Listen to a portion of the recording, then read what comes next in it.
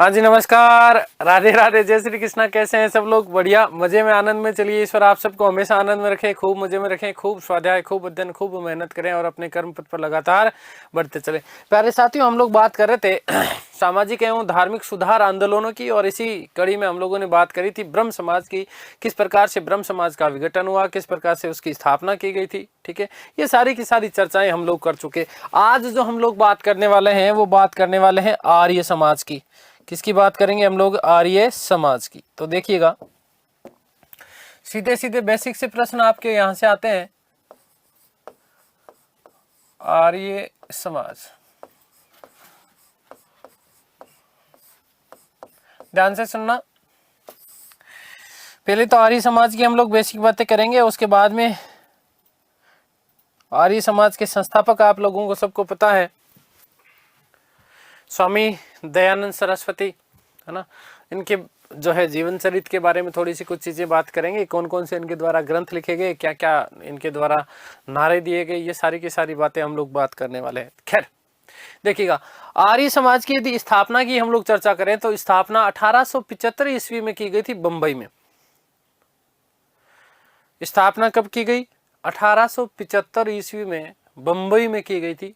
ठीक है, आगे बात समझिए, किसके द्वारा की गई थी? स्वामी दयानंद सरस्वती के द्वारा। किसके द्वारा? स्वामी दयानंद सरस्वती के लिए द्वारा। ठीक है, मुख्यालय इसका क्या था? बंबई था। और बाद में 1877 ईस्वी में लाहौर में भी एक जो है इसका क्या बनाया गया था? मुख्यालय बनाया गया था। ये चीज भी आप लोग विशेष रूप से ध्यान रखिएगा। देखो, स्थापना 1874 में, इसके साथ में एक तो ये तो आपको याद है ही है। आपसे यह भी पूछा जा सकता है कि स्वामी जी का जो सबसे महान जो ग्रंथ था सत्यार्थ प्रकाश, क्या चीज है? सत्यार्थ प्रकाश। सत्यार्थ प्रकाश की रचना कब की गई थी? तो एक साल कम कर देना, 1874 में। सत्यार्थ प्रकाश का रचना कब? 1874 में। और वही आर्य समाज की स्थापना कब? 1875 में। कब? 1875 में। आगे बात समझिए, क्या उद्देश्य था, क्यों की गई आर्य समाज की स्थापना? तो आर्य समाज में एक तरीके तो एक चीज ध्यान रखना कि स्वामी जो थे ये कट्टर हिंदू धर्म के जो है समर्थक थे, कट्टर हिंदू धर्म के समर्थक थे। ठीक है ना। तो साथ ही साथ अब जहां हमने ब्रह्म समाज की बात की तो ब्रह्म समाज में एक चीज देखी हमने, चाहे राजा राममोहन राय की बात करें, चाहे हम केशव चंद्र सेन की बात करें, चाहे हम देवेंद्रनाथ टैगोर की बात करें, चाहे आनंद मोहन बोस की बात करें, ये जितने भी ब्रह्म समाज में जो लोग थे, ये समस्त जितने भी लोग हैं, ये जो है उपनिषदों तक ही सीमित रहे। कहां तक? उपनिषदों तक ही सीमित रहे। तो स्वामी जी ने पहली बार इस तरीके की चीजें स्थापित करने का प्रयास किया कि वेद जो है वो अंतिम ईश्वरीय कृति है। वेद विशुद्ध रूप से क्या है? ईश्वर के द्वारा प्रदत्त है, और वेद रूपी ज्ञान का कभी भी कोई भी किसी भी प्रकार का तोड़ नहीं हो सकता। हाँ, लेकिन कर्मकांडी व्यवस्था की उन्होंने भर्त्सना की। तो प्राचीन जो वैदिक धर्म चल रहा था, उसी वैदिक धर्म को शुद्ध रूप में, उसमें विशुद्धियां थी क्योंकि उसमें कर्मकांडी व्यवस्थाएं थी, उसमें कर्मकांडी व्यवस्थाएं थी। इन कर्मकांडी व्यवस्थाओं को समाप्त करते हुए शुद्ध रूप से पुनः स्थापित करना और हिंदू धर्म का पुनः उत्थान करना, यह मूल उद्देश्य था किसका? आर्य समाज स्थापित करने का। साथ ही साथ भारत को सामाजिक, धार्मिक, राजनीतिक रूप से एक सूत्र में पिरोना, भारतीय सभ्यता और संस्कृति को पाश्चात्य प्रभाव से विकृत होने से बचाना। पाश्चात्य प्रभाव जो इसके ऊपर जो चल रहा था, इस प्रभाव को समाप्त करना चाहते थे स्वामी जी।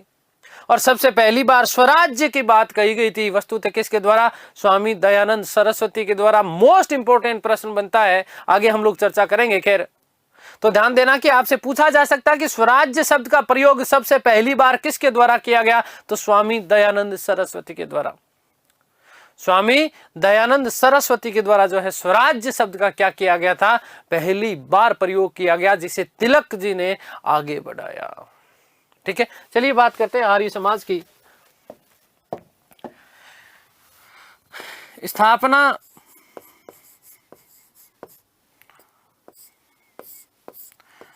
1875 ईस्वी में, 1875 ईस्वी में कहां पर की गई? बंबई में।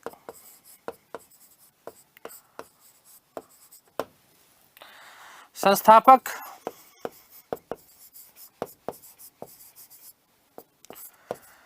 स्वामी दयानंद सरस्वती। दयानंद सरस्वती। ध्यान रखना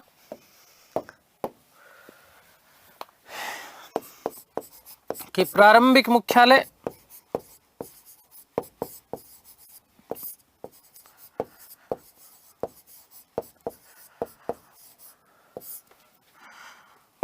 बंबई था। 1877 ईस्वी में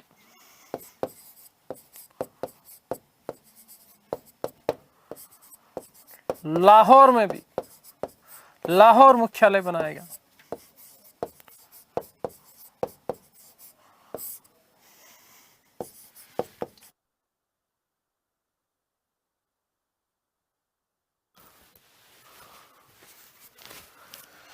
क्या उद्देश्य है इसका?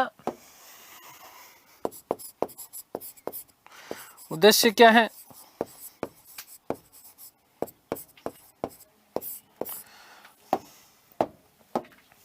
तो ध्यान रखना कि स्वामी जी प्रबल हिंदूवाद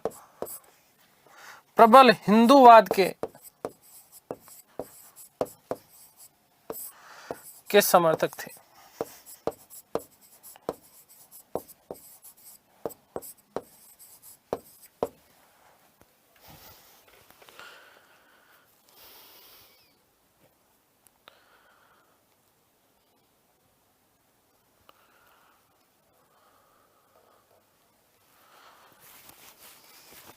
उन्होंने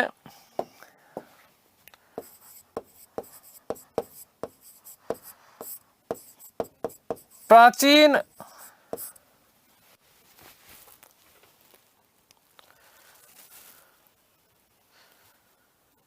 भारतीय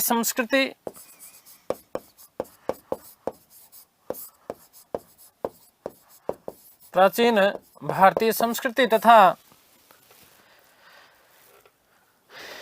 वैदिक विचारों को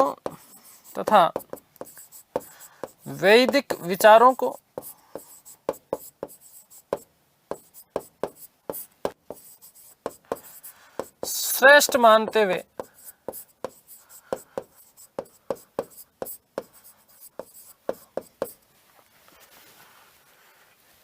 हिंदू धर्म का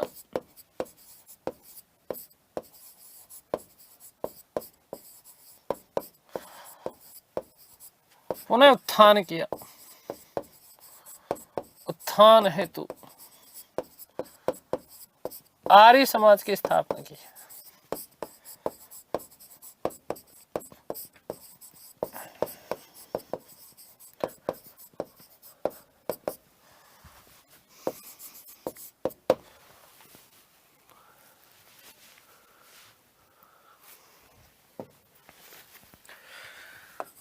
नेक्स्ट, प्राचीन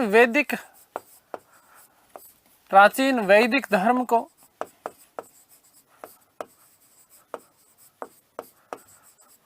शुद्ध रूप से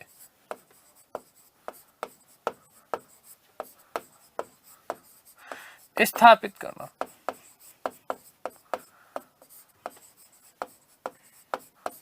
ध्यान रखना, प्राचीन वैदिक धर्म को पूर्ण रूपेण वो शुद्ध रूप से स्थापित करना चाहते थे कौन? स्वामी जी। लेकिन कर्मकांड व्यवस्था का उन्होंने क्या किया? विरोध किया। प्रत्येक रविवार को हवन करना अनिवार्य है। प्रत्येक रविवार को हवन करना अनिवार्य है। कर्मकांडी व्यवस्था का उन्होंने क्या किया था? विरोध किया था। अब कर्मकांडी व्यवस्था में जो पुरोहितवाद या ब्राह्मणवाद जो था, इस चीज का उन्होंने विशेष रूप से क्या किया? खंडन किया। प्रत्येक रविवार को जो है क्या करना चाहिए? हवन यज्ञ करना चाहिए। तो देखिएगा,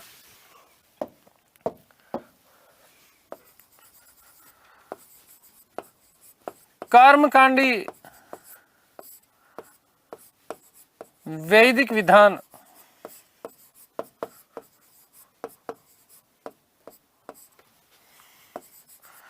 का विरोध किया।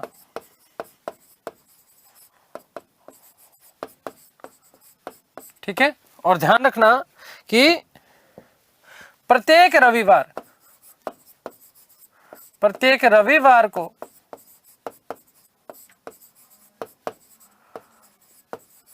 हवन अनिवार्य बताया उन्होंने।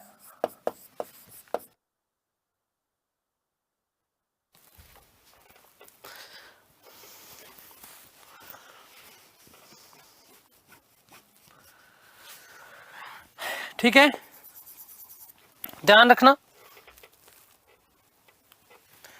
कि हिंदू धर्म की कट्टरता, हिंदू धर्म की कट्टरता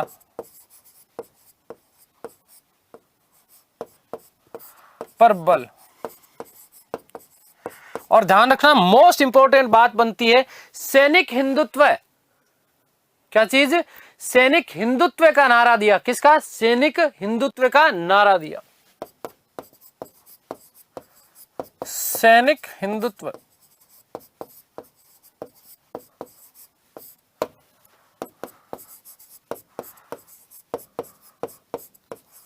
ठीक है, आ गई बात समझ में? तो ये सारी की सारी चीजें संपूर्ण भारत को राजनीतिक एकता के सूत्र में बांधना, प्राचीन वैदिक जो धर्म था उसकी कर्मकांडी व्यवस्था की उन्होंने क्या की? भर्त्सना की। लेकिन उन्होंने कहा कि रविवार का जो दिन है, रविवार के दिन विशेष रूप से क्या होना चाहिए? हवन यज्ञ होना चाहिए। ठीक है, देखिएगा आगे यदि हम बात करते हैं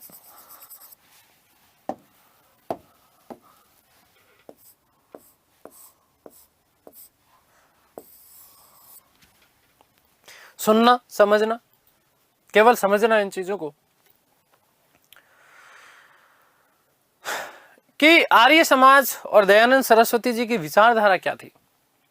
देखो, दयानंद सरस्वती जी ने समाज में जो छुआछूत थी, जाति व्यवस्था थी, इन समस्त चीजों का जो है उन्होंने क्या किया? विरोध किया। लेकिन यहां पर सबसे बड़ी बात ध्यान रखना कि वर्ण व्यवस्था का क्या किया था? समर्थन किया। मोस्ट इंपॉर्टेंट बात ध्यान रखना कि आर्य समाज या स्वामी जी की बात करें तो आर्य समाज ने छुआछूत जाति व्यवस्था का विरोध किया, लेकिन वर्ण व्यवस्था का क्या किया था? समर्थन किया था। मेन बिंदु में आपको लिखूंगा, विशेषताओं में समझ सारे लो। ईश्वर के प्रति पितृत्व और मानव के प्रति भातृत्व की भावना जगाई। स्त्री पुरुष में समानता, लोगों के बीच पूर्ण न्याय की व्यवस्था हो, इसकी स्थापना की। सभी राष्ट्रों के प्रति सौहार्दपूर्ण व्यवहार होना चाहिए।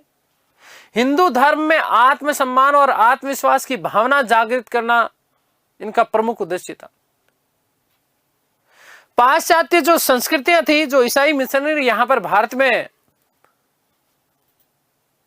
प्रचार प्रसार कर रहे थे और वो अपने ही धर्म को जो श्रेष्ठ बता रहे थे, उस श्रेष्ठता के भ्रम को दूर करना चाहते थे। आगे बात समझ में क्लियर है? इस्लामी और ईसाई मिशनरियों से हिंदू धर्म की रक्षा कर उसे अक्षुण्ण बनाए रखना इनका प्रमुख उद्देश्य हुआ करता था। आधुनिकता और देशभक्ति के आदर्शों को स्थापना करना, अंतरजातीय विवाह, विधवा विवाह, इन समस्त चीजों का इन्होंने क्या किया? समर्थन किया। प्राकृतिक आपदाओं के समय लोगों को सहायता पहुंचाने का कार्य, शिक्षा व्यवस्था को नई दिशा देना, और लोग जो इस भ्रामक चीजों में रहते थे, परलोकवाद की बात करते थे, जो स्वर्ग की बात जो करते थे, उन समस्त चीजों का उन्होंने खंडन किया कि ये केवल और केवल आपका क्या है? भ्रम है। आगे एक मैं कहानी भी सुनाऊंगा। इनके पिताजी का नाम अंबा शंकर, आगे एक छोटी सी कहानी भी बताऊंगा। एकेश्वरवाद को स्थापित करना, अवतारवाद का खंडन करना, मूर्ति पूजा का उन्होंने विरोध किया, भर्त्सना की।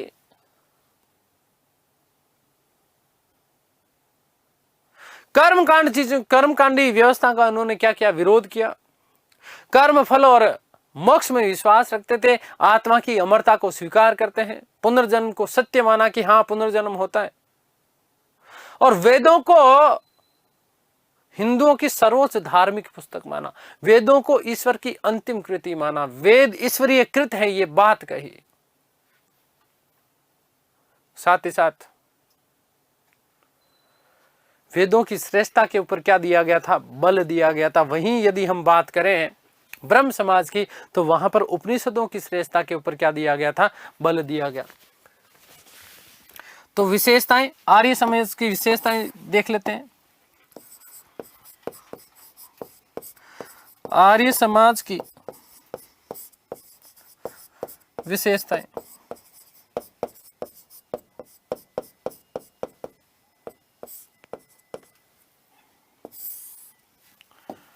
ध्यान देना। एकेश्वरवाद,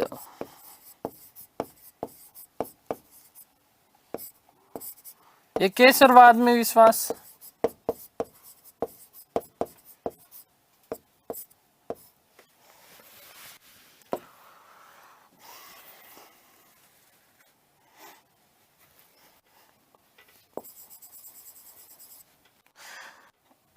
छुआछूत,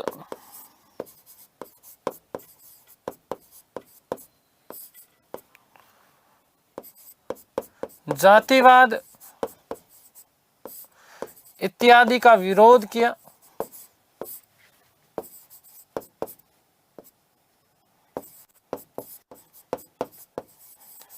ध्यान रखना, मोस्ट इंपोर्टेंट लाइन बन जाती है। परंतु वर्ण व्यवस्था,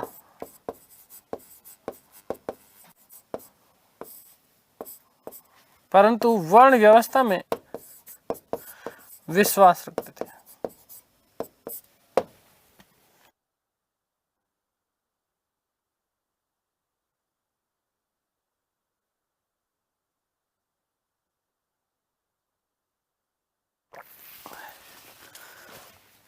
ध्यान देना कि अवतारवाद का विरोध,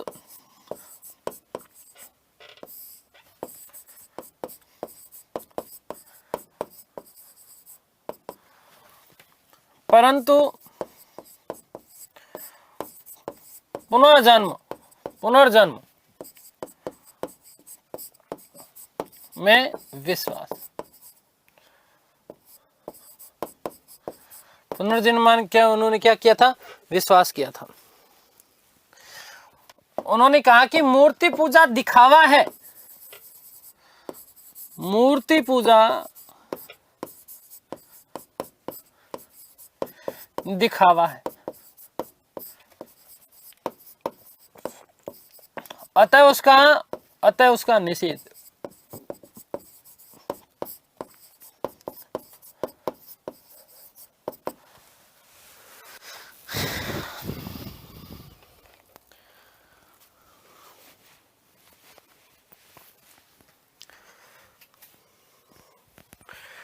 हिंदी एवं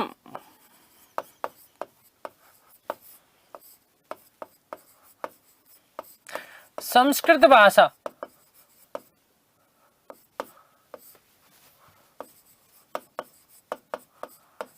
की वृद्धि हो, पाश्चात्य संस्कृति का विरोध किया।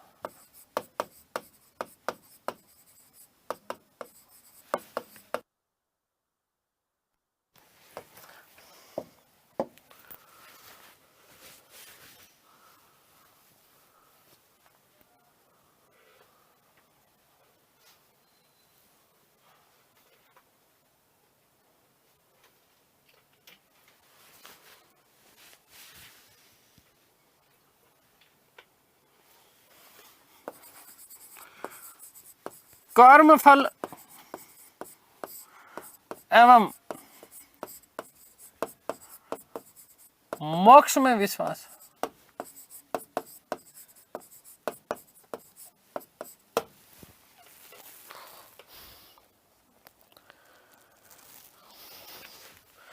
बाल विवाह,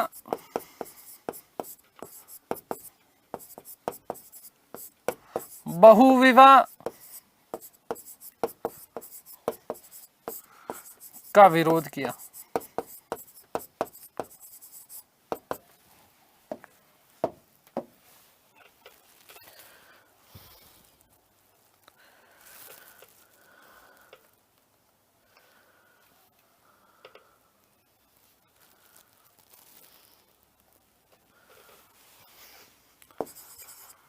विधवा विवाह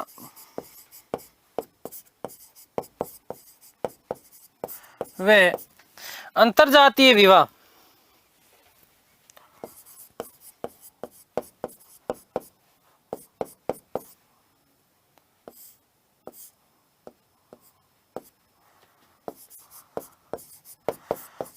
विवाह को प्रोत्साहन दिया। ध्यान रखना, मोस्ट इंपोर्टेंट बात कि वेद ईश्वर कृति है, वेद ईश्वरीय कृति है।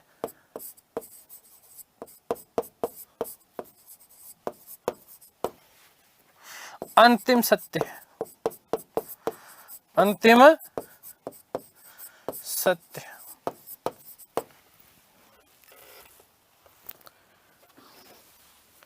और तथा वेद जो है वो ईश्वरीय ज्ञान के भंडार है, ईश्वरीय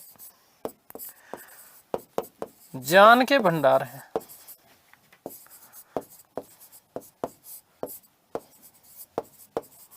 ईश्वरीय ज्ञान के भंडार है। और इसीलिए मोस्ट इंपोर्टेंट बात ध्यान से सुनना, इसलिए दयानंद सरस्वती ने नारा दिया था कौन सा? वेदों की ओर लौट चलो। स्वामी जी ने नारा दिया कौन सा? वेदों की ओर लौट चलो। स्वामी जी ने वेदों की ओर लौट चलो, वेदों की ओर लौट चलो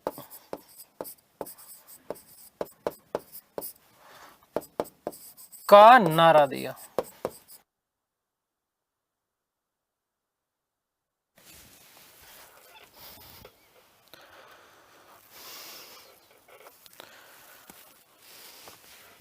ठीक है, आगे बात समझ में क्लियर है? ये चीज ध्यान रखना। अब यहां पर विशेष रूप से क्या है? ईसाई मिशनरी, क्या चीज? ईसाई मिशनरी यहां पर भारत में आकर के प्रचार प्रसार करते थे, और ना केवल प्रचार प्रसार करते थे, साथ ही साथ भारतीय लोगों को जबरन ईसाई भी बनाया जाता था। तो ऐसे व्यक्ति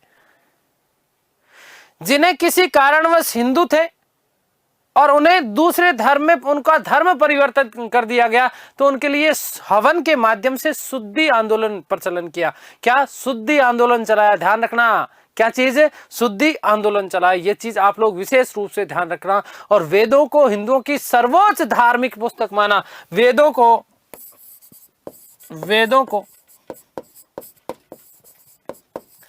हिंदुओं की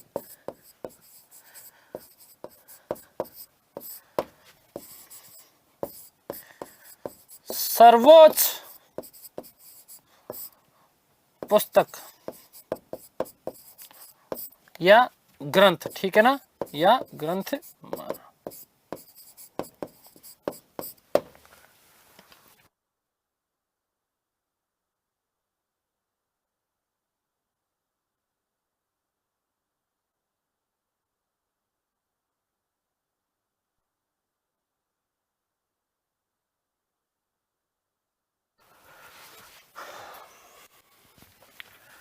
शुद्धि आंदोलन, शुद्धि आंदोलन।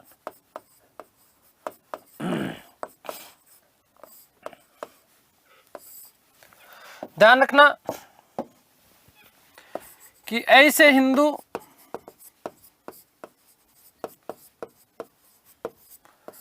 जिन्होंने किसी कारणवश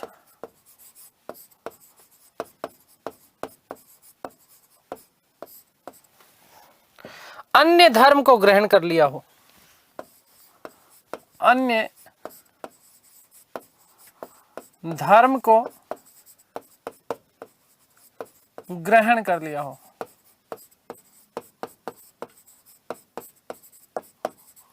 उन्हें हवन के माध्यम से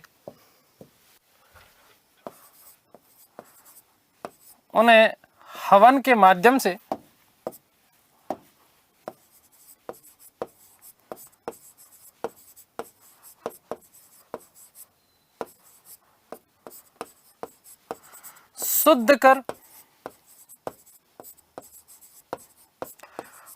पुनः हिंदू बनाना, पुनः हिंदू बनाना, यही चीज आपका क्या था, शुद्धि आंदोलन था। क्या था, शुद्धि आंदोलन था। इन चीजों का आप लोग विशेष रूप से ध्यान रखना। तो शुद्धि आंदोलन किस चीज से संबंधित है, ये बातें आप लोग विशेष रूप से ध्यान रखना, ठीक है। आर्य समाज, ठीक है। कुछ सिद्धांतों की यदि हम लोग बात करें तो देखो जो है उन्होंने कहा कि वेदों के ऊपर जोर दिया है, ठीक है ना। तो वेद, उन्होंने कहा कि सत्य केवल और केवल वेदों में निहित है, इसलिए वेद का पाठ करना अति आवश्यक है, केवल सुनना है ज्यादा महत्वपूर्ण नहीं है, ठीक है। दूसरा चीज, वेद मंत्रों के साथ में हवन करना चाहिए। मूर्ति पूजा का उन्होंने क्या किया, विरोध किया। अवतारवाद एवं धार्मिक यात्राओं का विरोध किया। ध्यान रखना, धार्मिक यात्राओं का इन्होंने क्या किया था, विरोध किया।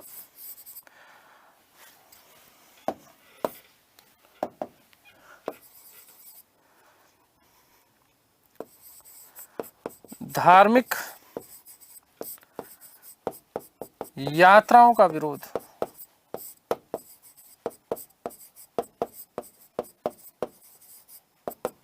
धार्मिक यात्राओं का क्या किया था, विरोध किया था। ये बात भी आप लोग विशेष रूप से ध्यान रखना, ठीक है।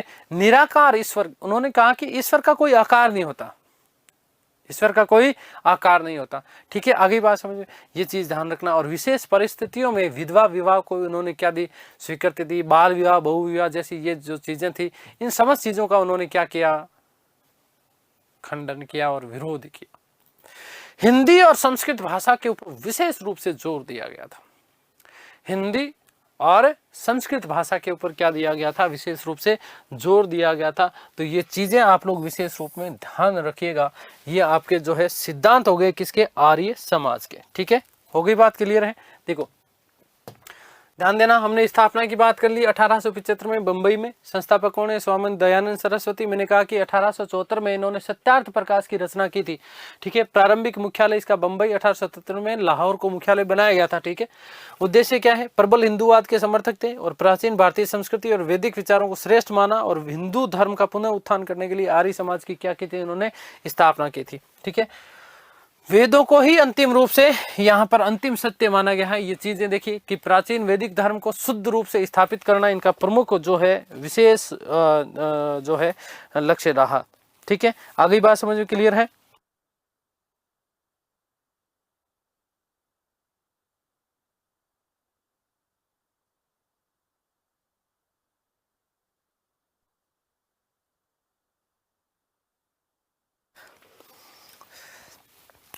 आर्य समाज की क्या क्या विशेषताएं मैंने बता दिया। केसरवाद वाली बात, छुआछूत, जातिवाद, ये देखो समाज चाहे कोई सा ही हो, इनकी ये विशेषताएं आपको लगभग क्या है, सबकी सेम ही मिलेगी, ठीक है। अब यहाँ पर विशेष रूप से वैदिक धर्म का प्रचार प्रसार करने के लिए, वैदिक धर्म का प्रचार प्रसार करने के लिए कुछ विशेष विद्यालय एवं कॉलेज खोले गए थे, ठीक है। ध्यान रखना, डीएवी कॉलेज, क्या चीज, डीएवी कॉलेज जितने भी हैं वो इसी के कारण है, ठीक है। चलिए हम बात करते हैं दयानंद सरस्वती जी की। तो आप जो सामने देख रहे हैं तस्वीर, ये स्वामी दयानंद सरस्वती,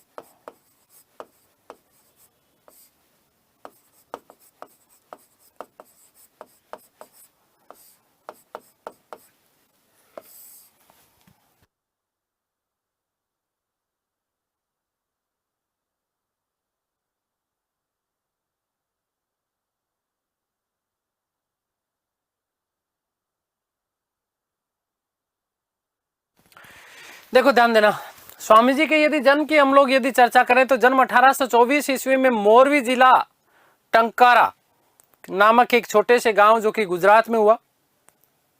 इनके पिताजी का नाम अंबा शंकर था और स्वामी जी का जो मूल नाम जो था ये पूछा जाता है, ध्यान रखना। स्वामी जी का जो मूल नाम था वो था मूल शंकर। क्या नाम था? मूल शंकर। बात हो गई क्लियर? देखिए, इनके पिताजी अंबा शंकर जो थे वो वस्तुतः भगवान शिव के बहुत बड़े अनन्य भक्त हुआ करते थे। सुबह शाम भगवान शिव की आराधना, भगवान शिव की पूजा करते थे। एक बार की बात है, ऐसा कहा जाता है कि पिताजी ने सुबह सुबह शिवलिंग की पूजा की। किसकी पूजा की? शिवलिंग की पूजा की। और पूजा करने के बाद में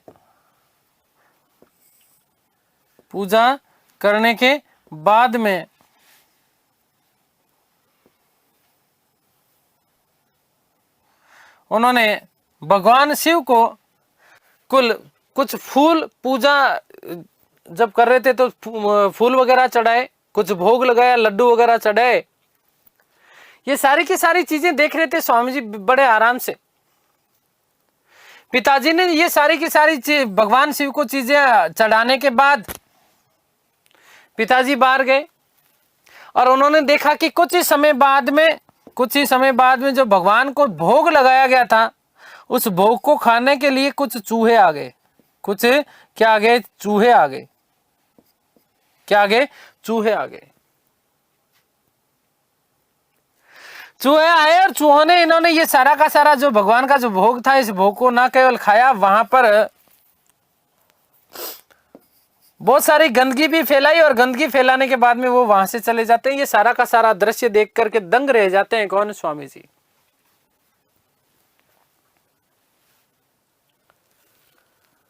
उन्होंने कहा कि यदि इस मूर्ति में शक्ति होती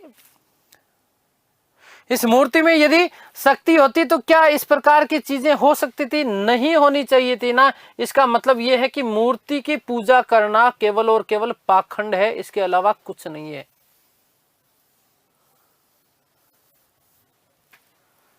एक तरीके से जिस बात का प्रबल समर्थन कबीर जी ने किया,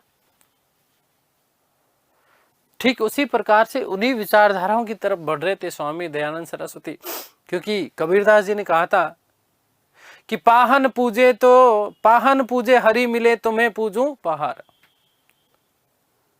ताते तो चकिया भली पीस खाए संसार। हिंदू धर्म के ऊपर कटाक्ष व्यंग्य किया था कबीरदास जी ने। पाहन पूजे हरि मिले तो मैं पूजूं पहाड़, ताते तो चकिया भली पीस खाए संसार। अरे उससे तो बढ़िया, ये पत्थर को पूजने से बढ़िया बात यह है कि कम से कम जो चक्की होती है पत्थर की, वो उससे पीस करके तो पेट तो भरता है व्यक्ति का। ठीक इसी प्रकार से उन्होंने ये दृश्य देखा।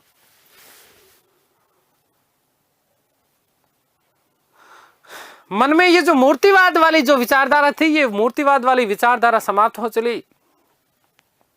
थोड़े से कुछ अलग हाव भाव दिखे तो इस स्थिति में घर वाले, परिवार वालों ने लगभग 21 वर्ष की आयु के आसपास जब ये आयु में थे, तो उसी समय घर वालों ने सोचा कि यार इसकी शादी कर देनी चाहिए, इसकी शादी कर देनी चाहिए। तो जैसे ही इस चीज का उन्हें भनक लगा तो 21 वर्ष की आयु में इन्होंने क्या कर दिया? गृह त्याग कर दिया। 21 वर्ष की आयु में इन्होंने क्या कर दिया था? गृह त्याग कर दिया। स्वामी पूर्णानंद जी ने 1848 ईस्वी में इन्हें दयानंद सरस्वती का नाम दिया था। क्या नाम दिया? दयानंद सरस्वती का नाम दिया। मथुरा में वैदिक सभ्यता, वैदिक संस्कृति, वैदिक सभ्यता के सबसे बड़े जो स्वामी जी हुआ करते थे, उनका नाम था स्वामी विरजानंद जी। तो इन स्वामी विरजानंद जी से मिलते हैं दयानंद सरस्वती, और मिलने के बाद में उनसे वेदों का अध्ययन किया, वेदों का पाठ उन्होंने अध्ययन किया। और अध्ययन करने के साथ ही साथ जब अध्ययन पूर्ण हो गया तो स्वामी विरजानंद जी ने इन्हें कहा कि इस भारत में वैदिक सनातन जो संस्कृति थी, ये वैदिक सनातन संस्कृति समाप्त होने की कगार पर है। तुम्हें इसको वापस पुनः इसका उत्थान करना है, तुम्हें इसको वापस बढ़ाना है। और इसी कारण उन्होंने संपूर्ण देश भर में भ्रमण किया और भ्रमण करके इस वैदिक संस्कृति का, हिंदू धर्म का उन्होंने क्या किया? पुनरुत्थान करना प्रारंभ किया। 1863 ईस्वी में हिंदू धर्म की रक्षा के लिए आगरा में इन्होंने पाखंड खंडिनी की पताका फहराई। और 1874 में इन्होंने सत्यार्थ प्रकाश नामक अपना ग्रंथ लिखा। और 1875 में आप लोगों को मैंने अभी बताया कि इन्होंने आर्य समाज की क्या की थी, स्थापना की। आर्य समाज की क्या की थी, स्थापना की। ठीक है, देखिएगा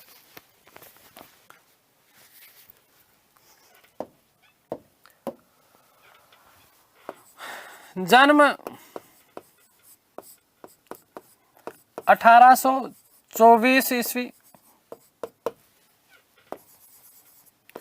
पिताजी अंबा शंकर।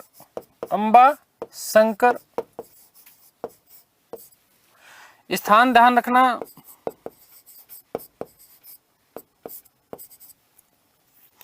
जिला मोरवी,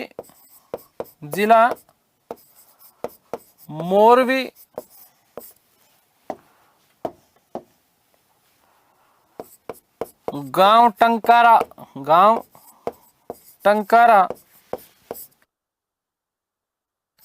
गुजरात।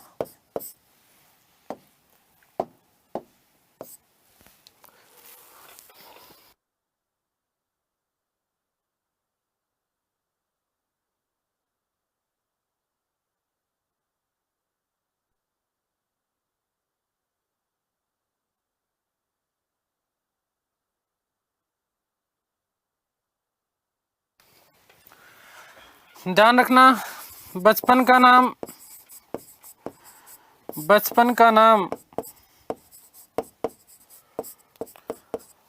मूल शंकर।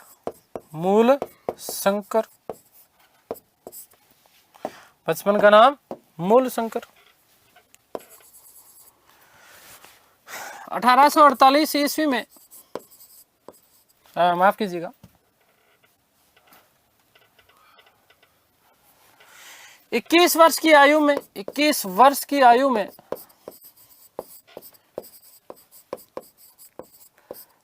में गृह त्याग किया।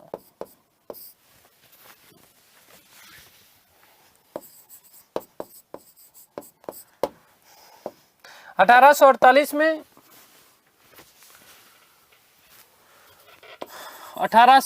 में स्वामी पूर्णानंद ने दयानंद सरस्वती नाम दिया।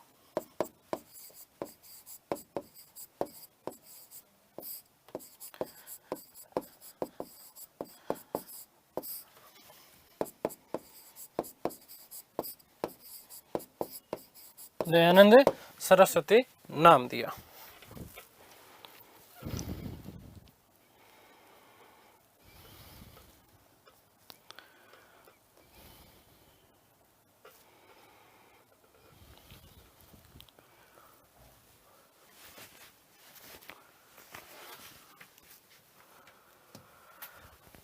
अठारह सौ इकसठ ईस्वी में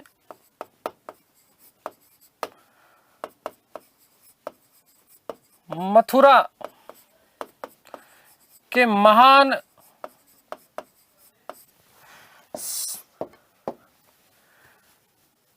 संत स्वामी विरजानंद से मिले।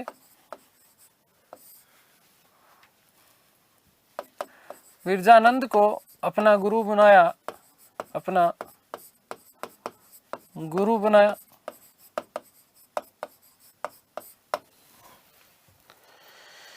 इन्हीं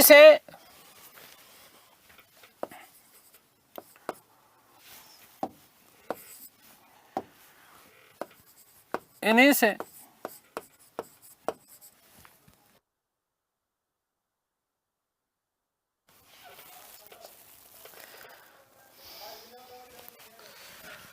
वेदों व प्राचीन भारतीय साहित्य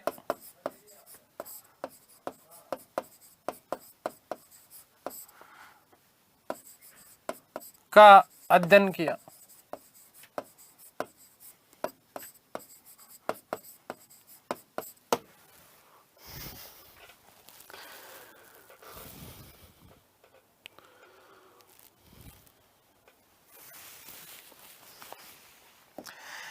मोस्ट इंपोर्टेंट बात कि स्वामी विरजानंद के आदेश पर ही, स्वामी विरजानंद के आदेश पर ही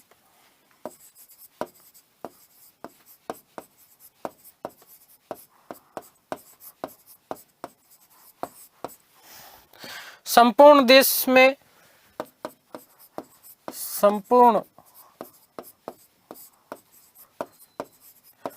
देश में वैदिक सभ्यता, वैदिक संस्कृति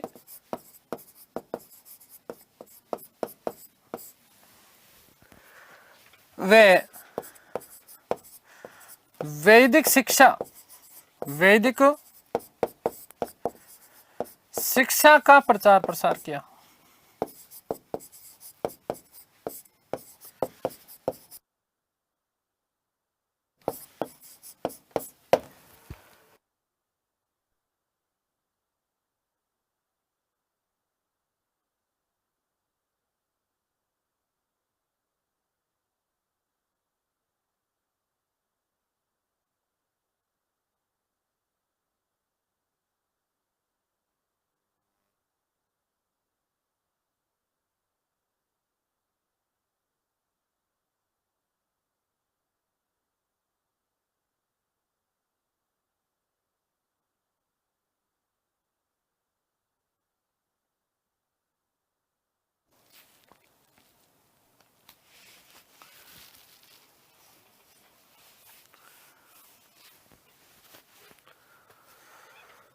मोस्ट इंपोर्टेंट बात फिर से ध्यान रखना कि 1863 ईस्वी में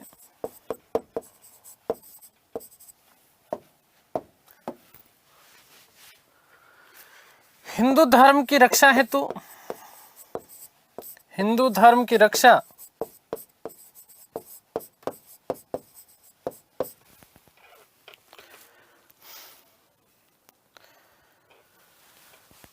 वे झूठे धर्मों का खंडन करने हेतु, वे झूठे धर्मों का खंडन करने हेतु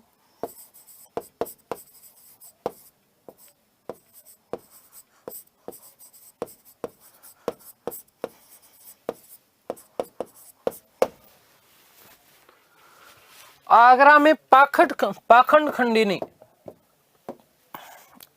आगरा में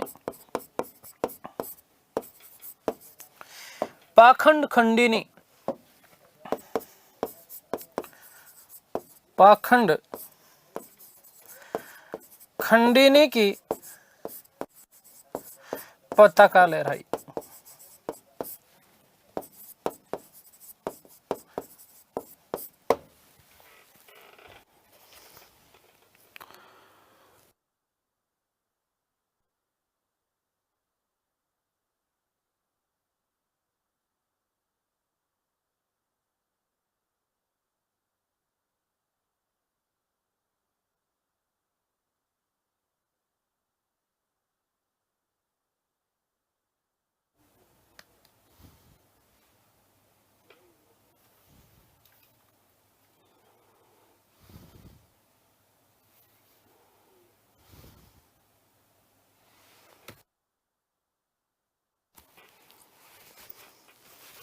ठीक है, आगे बात समझ में। एक सबसे महत्वपूर्ण बात और ध्यान रखना कि 1874 में सत्यार्थ प्रकाश की इनके द्वारा क्या की गई थी, रचना की गई थी। और इस सत्यार्थ प्रकाश को आर्य समाज की बाइबिल कहा जाता है। वस्तुतः सत्यार्थ प्रकाश की जो रचना की गई, उनको लिखने का जो कार्य किया गया, ऐसा उल्लेख मिलता है कि उदयपुर में इसको लिखने का कार्य प्रारंभ किया गया। इसका जो प्रथम जो संस्करण जो था, इस प्रथम संस्करण का उन्होंने विमोचन जो है अजमेर में किया था। कहां पर किया था? अजमेर में किया था। देखो ध्यान रखिएगा, सत्यार्थ प्रकाश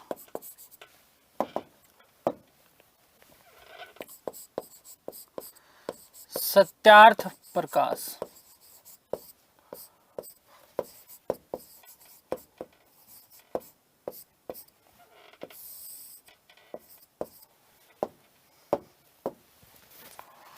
रचना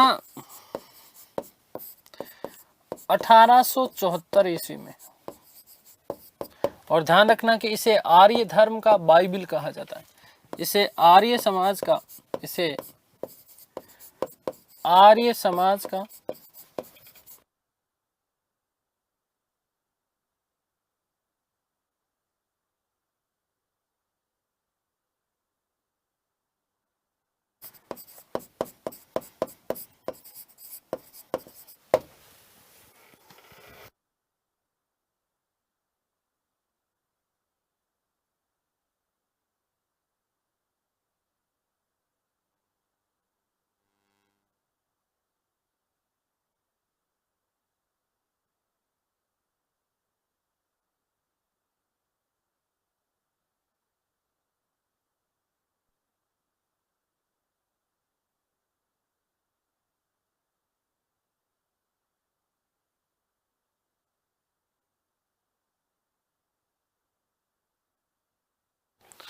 ठीक है, आगे बात समझ में क्लियर है। कुछ अन्य ग्रंथों की हम लोग और बात कर लेते हैं कि कौन कौन से और ग्रंथ है स्वामी जी की। एक तो सत्यार्थ प्रकाश सबसे पहला, ऋग्वेद के ऊपर भाष्य लिखा, वेदों के ऊपर भाष्य लिखा, पाखंड खंडन, अद्वैत मत का खंडन, वल्लभाचार्य मत का खंडन और पंच महायज्ञ विधि, ये इनके प्रमुख क्या माने जाते हैं, ग्रंथ माने जाते हैं। और स्वामी दयानंद जी सरस्वती का जो निधन हुआ था वो वस्तुतः 1883 ईस्वी में अजमेर में हुआ। ऐसा कहा जाता है कि एक गणिका हुआ करती थी जिसका नाम था नन्नी जान। इसी नन्नी जान के द्वारा इनको क्या दे दिया गया था, विष दे दिया गया था। और विष देने के कारण ही इनकी क्या हो गई थी, मृत्यु हो गई थी। आगे बात समझ में क्लियर है, तो ये चीज आप लोग ध्यान रखिएगा। अन्य रचनाओं की हम लोग बात कर रहे हैं। अन्य रचनाएं, वेद भाष्य,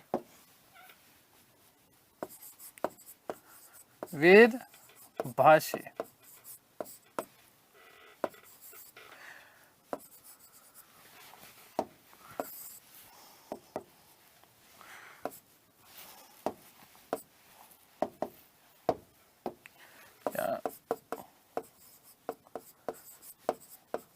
ऋग्वेद भाष्य,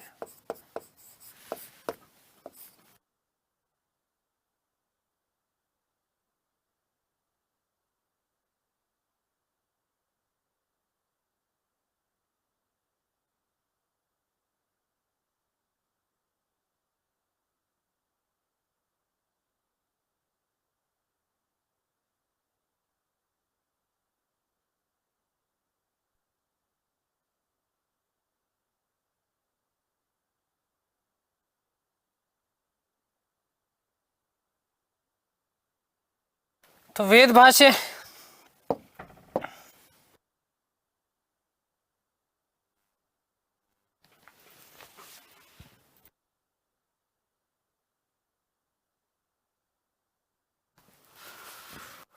पाखंड खंडन, पाखंड खंडन,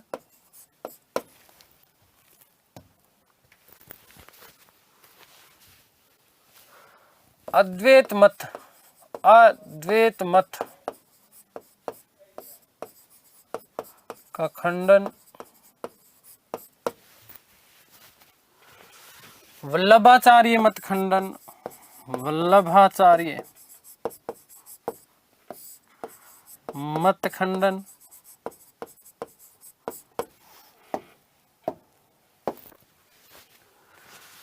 पंच महायज्ञ विधि, पंच महायज्ञ विधि, ये इनके प्रमुख क्या है, ग्रंथ हैं। देखिएगा,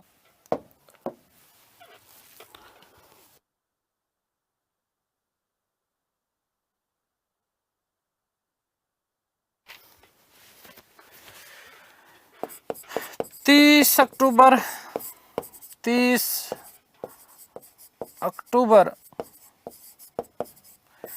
1883 को दीपावली के दिन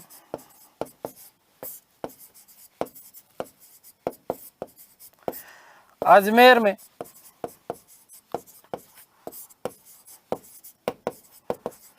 स्वामी जी की मृत्यु हो गई।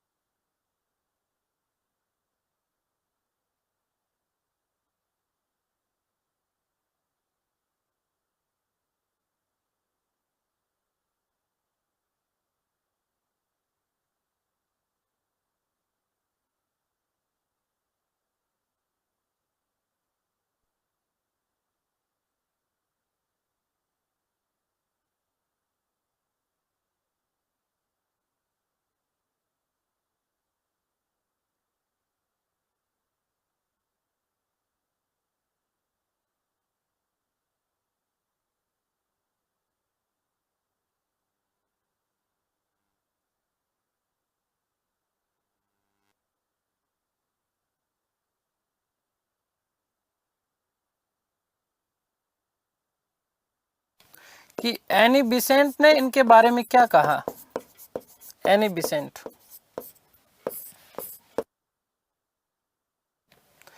एनी बिसेंट ने एक बात कही स्वामी जी के लिए कि दयानंद सरस्वती प्रथम भारतीय थे, प्रथम भारतीय थे जिन्होंने भारतीयता का नारा लगाया, जिन्होंने भारतीयता का नारा लगाया।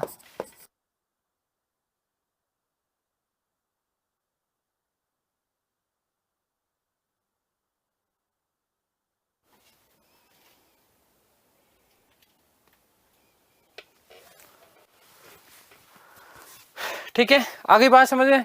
एनी बिसेंट का सबसे बड़ा कथन माना जाता है स्वामी जी के लिए। क्या कहा उन्होंने कि दयानंद सरस्वती प्रथम भारतीय थे जिन्होंने भारतीयता का नारा लगाया।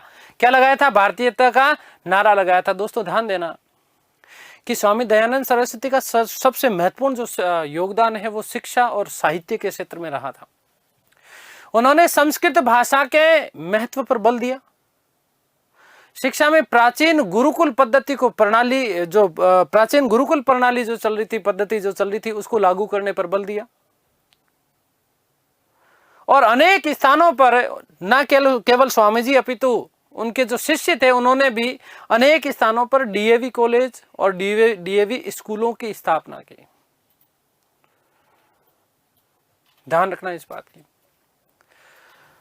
ये जो आप अभी भी वर्तमान में यदि आप डीएवी कॉलेज और डीएवी स्कूल यदि देखते हैं तो इसका मतलब क्या है कि किसके द्वारा स्थापित है? ये स्वामी दयानंद सरस्वती के द्वारा स्थापित ये जो है संस्थान है।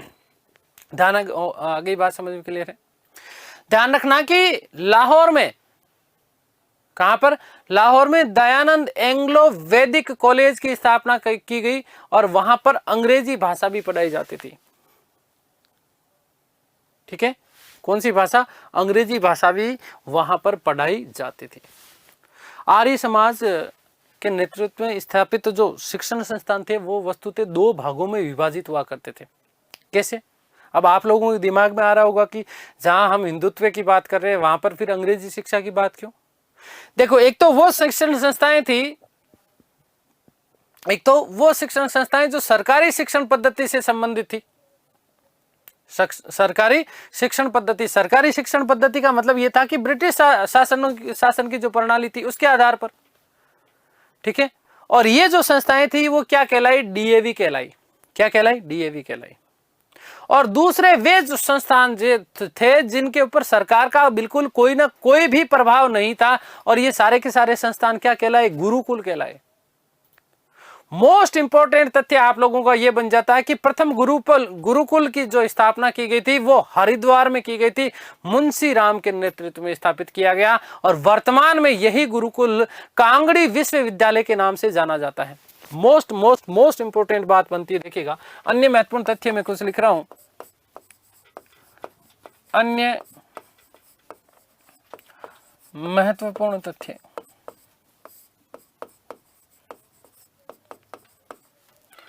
ध्यान रखिएगा कि स्वामी जी का शिक्षा के क्षेत्र में, स्वामी जी का शिक्षा के क्षेत्र में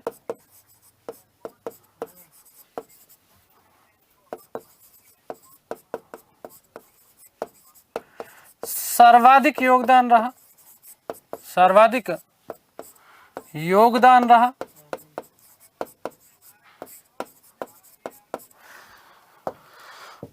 उन्होंने वे उनके अनुयायियों ने, उन्होंने वे उनके अनुयायियों ने, उनके अनुयायियों ने, अनुयायियों ने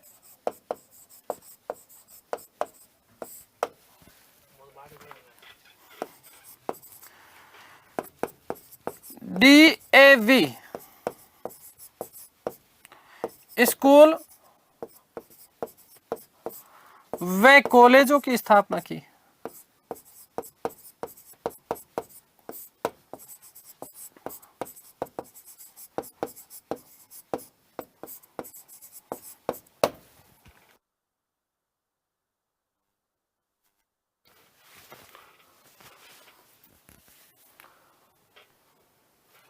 ध्यान देना कि आर्य समाज के नेतृत्व में, आर्य समाज के नेतृत्व में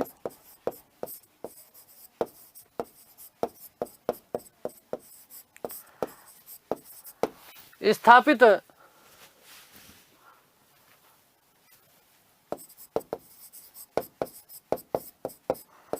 शिक्षण संस्थाएं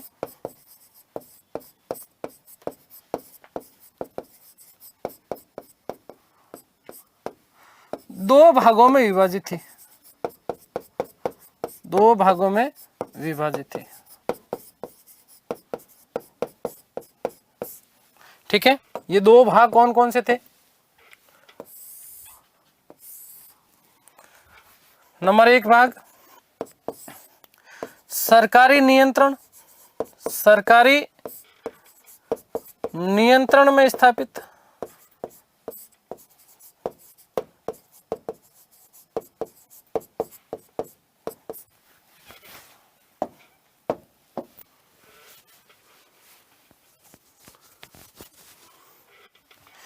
जहां सरकारी पद्धति, सरकारी पद्धति मतलब क्या है? ब्रिटिश से शिक्षा दी जाती थी, से शिक्षा दी जाती थी। ये जो संस्थान थी, ये जो संस्थान थी क्या कहलाई? DAV संस्थाएं कहलाती थी। क्या कहलाती थी? DAV संस्थान कहलाते थे। ध्यान रखना, लाहौर में दयानंद एंग्लो वैदिक कॉलेज की स्थापना की गई थी। कहां पर? लाहौर में दयानंद एंग्लो वैदिक कॉलेज की स्थापना की गई थी। और यहां पर जहां पर ब्रिटिश सरकार की पद्धति के अनुसार अर्थात अंग्रेजी शिक्षा के माध्यम से क्या कहलाती थी? DAV संस्थाएं कहलाती थी। DAV संस्थान कहलाते थे। ठीक है, ध्यान रखना, विशेष मोस्ट इंपोर्टेंट बात लिख रहा हूं कि लाहौर में, लाहौर में दयानंद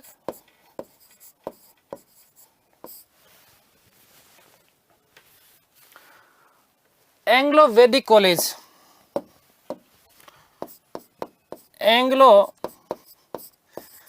वैदिक कॉलेज, वैदिक कॉलेज की स्थापना की गई।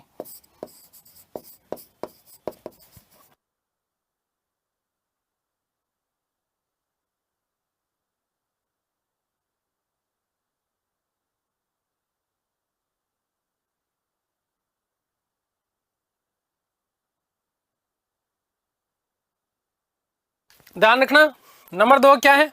नंबर 2, सरकारी प्रभाव से मुक्त, सरकारी प्रभाव से मुक्त जो शिक्षण संस्थान थे क्या कहलाते थे? गुरुकुल कहलाते थे।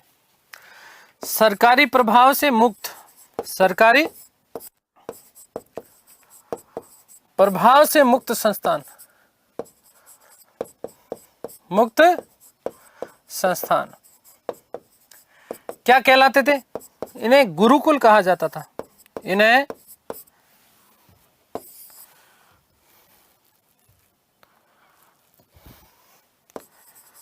ध्यान रखना कि इन्हें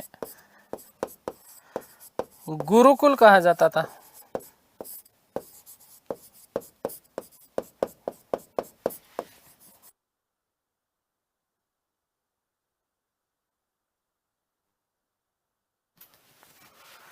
वेरी मोस्ट इंपॉर्टेंट कि प्रथम गुरुकुल की स्थापना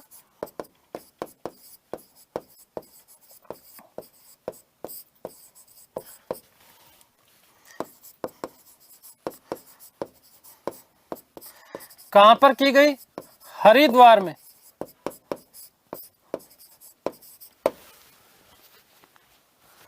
मुंशी राम के नेतृत्व में। संस्थापक कौन थे? ध्यान रखना,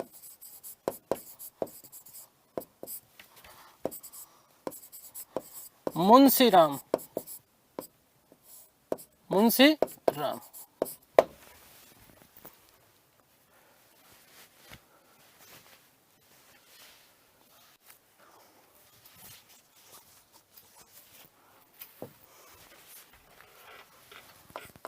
very most important note, note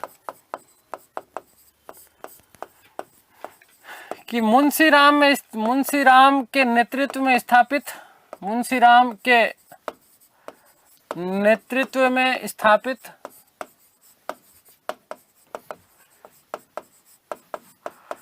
यह गुरुकुल वर्तमान में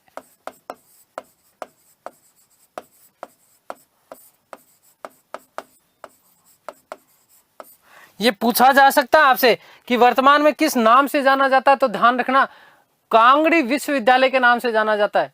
किस नाम से? कांगड़ी विश्वविद्यालय, कांगड़ी विश्वविद्यालय, कांगड़ी विश्वविद्यालय, विश्वविद्यालय के नाम से जाना जाता है, विद्यालय के नाम से जाना जाता है। ठीक है, आगे बात समझ में क्लियर है? ये चीज विशेष रूप से आप लोग ध्यान रखना, ये प्रश्न आप लोगों से पूछा जा सकता है। ठीक है, तो एनी बेसेंट ने एक तो बात कही थी, क्या बात कही थी? कि दयानंद सरस्वती प्रथम व्यक्ति थे जिन्होंने भारतीयता का नारा लगाया था। और याद रखना कि दयानंद सरस्वती जो थे वो स्वराज्य शब्द का प्रयोग करने वाले प्रथम व्यक्ति थे।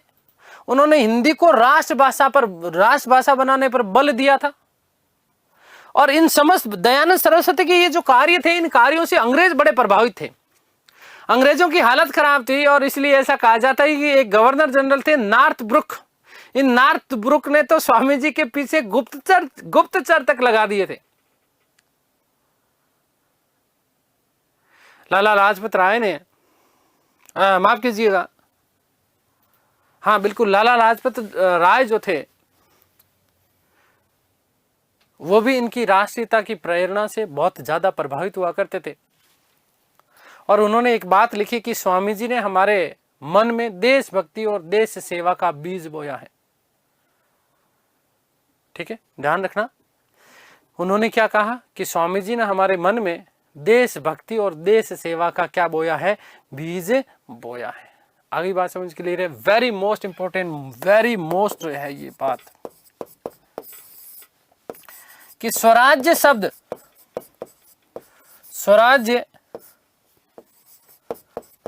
शब्द का प्रयोग करने वाले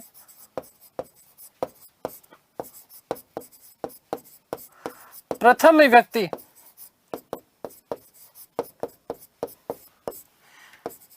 स्वामी दयानंद सरस्वती, स्वामी दयानंद सरस्वती।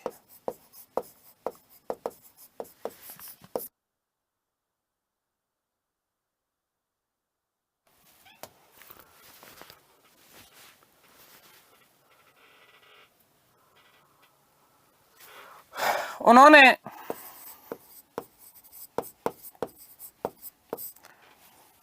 हिंदी को राष्ट्रभाषा बनाने पर, हिंदी को राष्ट्रभाषा बनाने पर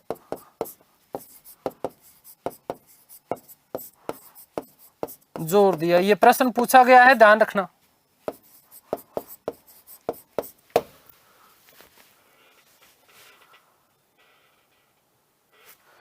लाला लाजपत राय, लाला लाजपत राय, क्या कथन है लाला लाजपत राय का कि स्वामी जी ने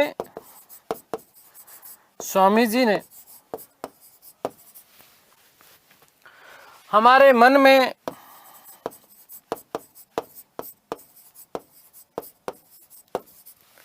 देशभक्ति व देश सेवा का बीज बोया है। देश भक्ति व देश सेवा का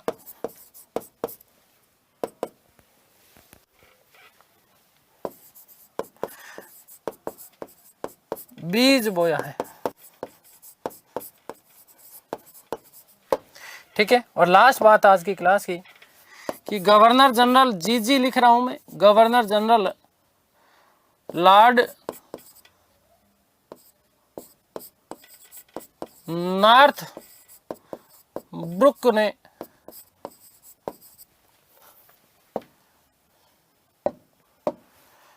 स्वामी जी से डरकर उनके पीछे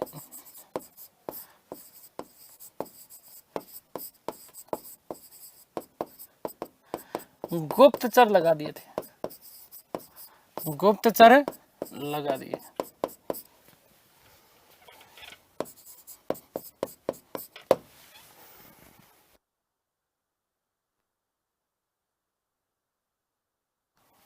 ठीक है, आगे बात समझ में क्लियर है। तो यहाँ पर ये बातें आप लोगों को विशेष रूप से ध्यान रखना। देखो, सुभाष चंद्र बोस हो गए, श्यामजी कृष्ण हो गए, श्यामजी कृष्ण वर्मा, तिलक हो गए, अरविंद घोष हो गए, ये सब बहुत ज़्यादा प्रभावित हुआ करते थे किससे? स्वामी दयानंद सरस्वती से। ठीक है, राष्ट्रीय जागृति के एक आंदोलनकारी के रूप में जाना जाता है। ठीक है, राष्ट्रीय स्वतंत्रता के संबंध में उन्होंने, स्वामी जी ने एक बात लिखी थी कि अच्छे से अच्छा विदेशी राज्य बुरे से बुरे स्वदेशी राज्य की तुलना में भी क्या है? बुरा है। इसलिए स्वदेशी और स्वराज्य जैसी बातें जो उन्होंने कही थी वो सबसे पहले किसने कही? दयानंद सरस्वती ने कही थी। आगे बात समझ क्लियर है। तो ये सारी की सारी चीज़ें आप लोग ध्यान रखिएगा। ठीक है, उम्मीद करता हूँ कि सारी चीज़ें आप लोगों को समझ में आई होगी। ईश्वर से प्रार्थना करता हूँ कि आप सब स्वस्थ रहें, मस्त रहें, तंदुरुस्त, आह्लादित और प्रसन्नचित रहें। इस रस्वी की संपूर्ण खुशियाँ आपको और आपके परिवार को मिलते हैं हमारी अगली कक्षाओं में। तब तक के लिए सभी को धन्यवाद, नमस्कार, थैंक यू सो मच।